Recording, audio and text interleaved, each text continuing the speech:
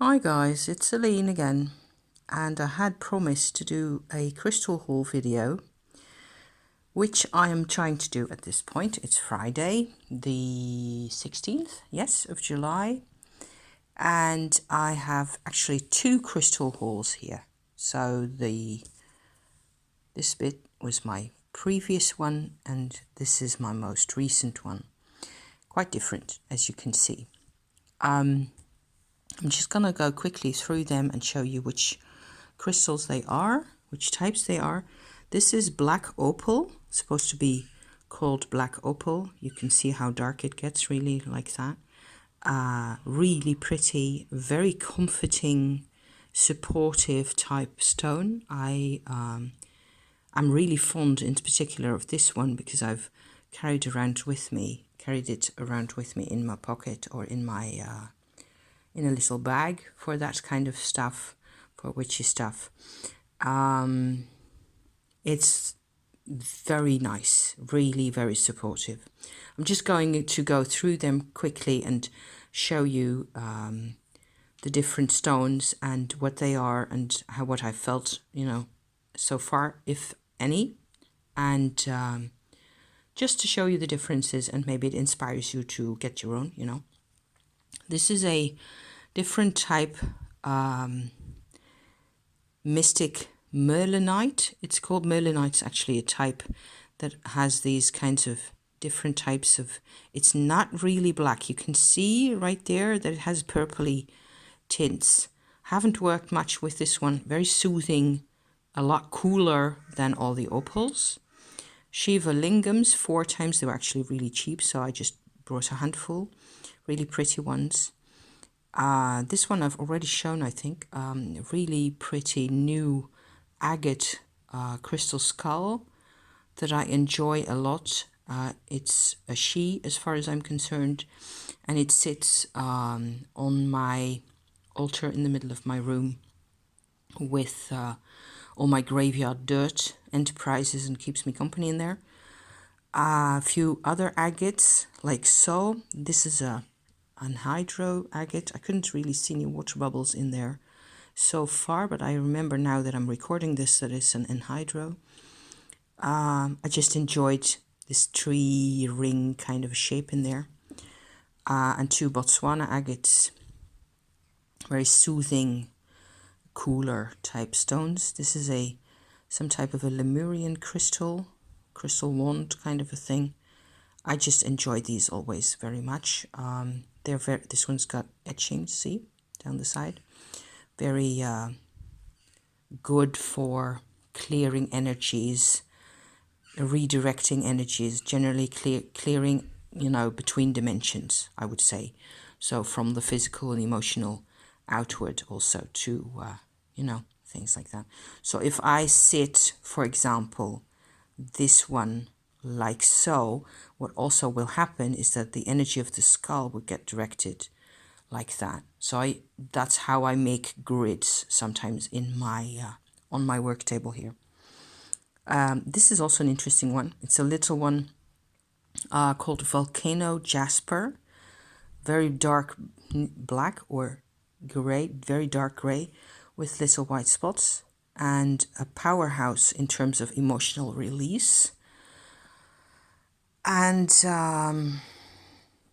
if I go like this, for example, what happens is that actually my experience of this stone gets funneled through here as well, and sort of polarized and straightened, and the darker elements get filtered out somehow, I tend to think. These are 2 bits of flint that I found on the beach that I think are really pretty. Really black flint. These can be found in England as well. Very very common type, still very powerful kind of stone as well. I need to have a look at these again in terms of vibration. It's just, I picked them up because they were pretty, but I don't mind having flint in my collection as well. That was, I think, about a month ago or so that I picked these up.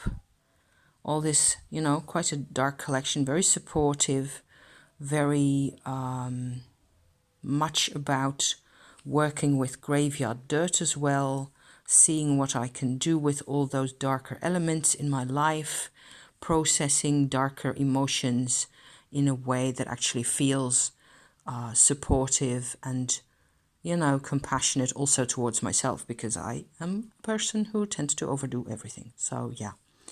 And this one as well. This one I actually got to help me with that as well, you know, in ways that I couldn't really foresee at the time. So the last time I've been to the same shop, I got this lot here, and I got involved in a kind of a process where these were actually the most powerful crystals that I was handling. It is a Lemurian, let me see whether it will focus on the stone. Yeah, there you go. So rock crystals, right? With etchings, regular type crystal growth patterns in some of the sides, like so. See, it's got, and then it doesn't focus, of course.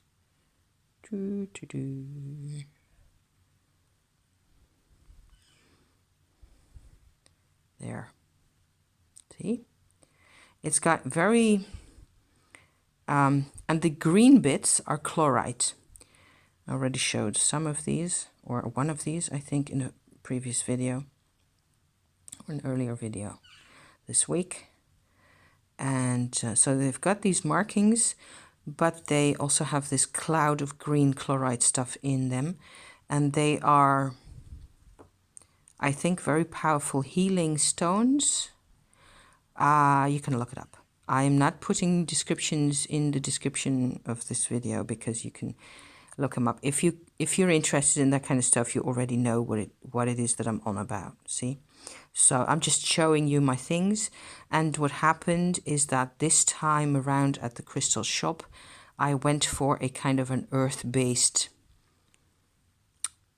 upward movement. This was a downward movement, and this is an upward movement, where I went for, at first, after the chlorides, I went for this one.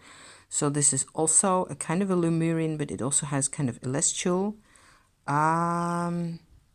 sides to it, where the etching is deeper and, yeah, kind of, it's more on all sides. And I had to, as always in this kind of a situation, I had to pick exactly this one. There were like, I don't know, 20 or 30 similar ones, and there's only one for me that will fit with these, right? So it's a whole selection process of getting the right kind of stones together. After this, I went for my pearls. So as you can see, there's this funny one here.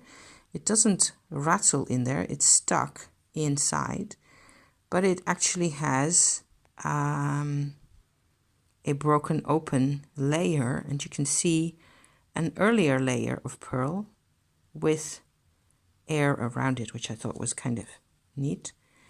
And these are similar green brown type pearls, very earth-based, from the earth upwards, kind of a deal. After which came 2 gray moonstones, like so.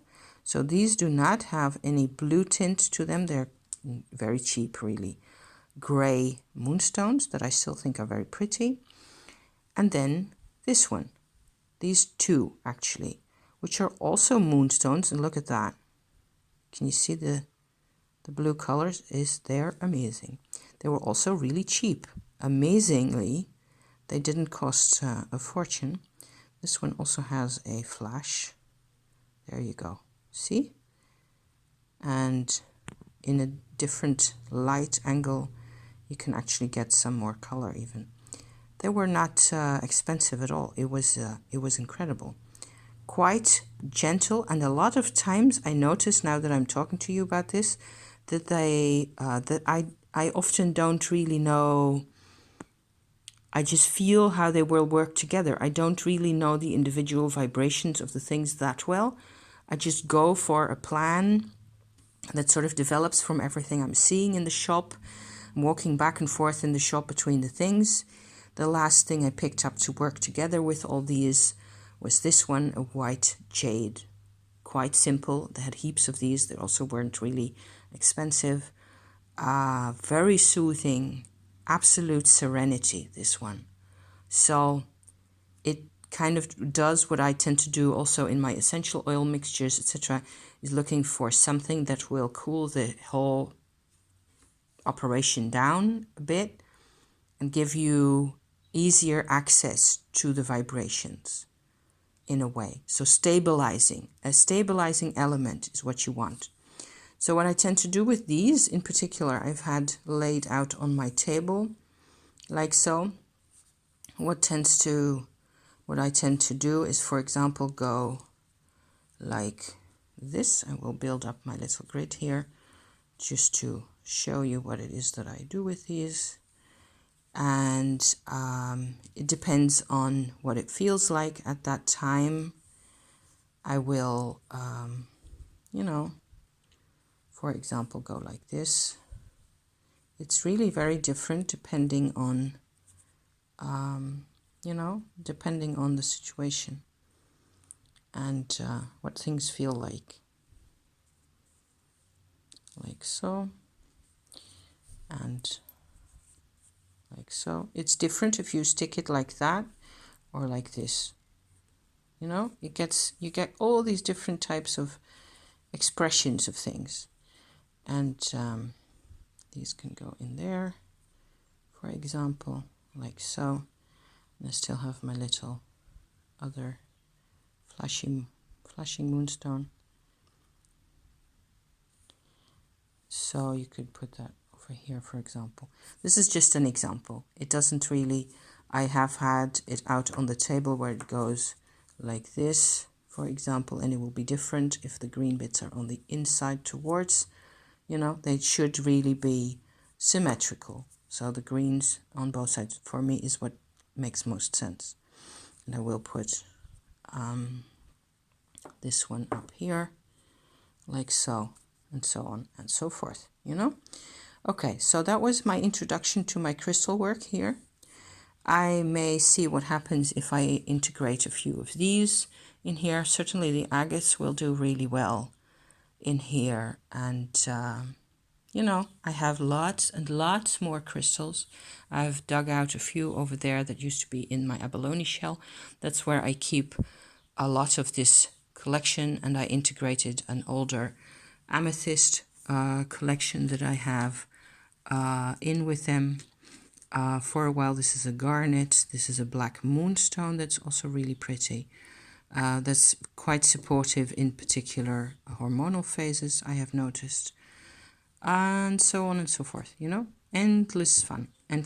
An Apache tear, obsidian, endless possibilities. Thank you for watching, you guys. I will see you next week, hopefully, a couple more times. Okay? Thank you. See you then. Bye-bye.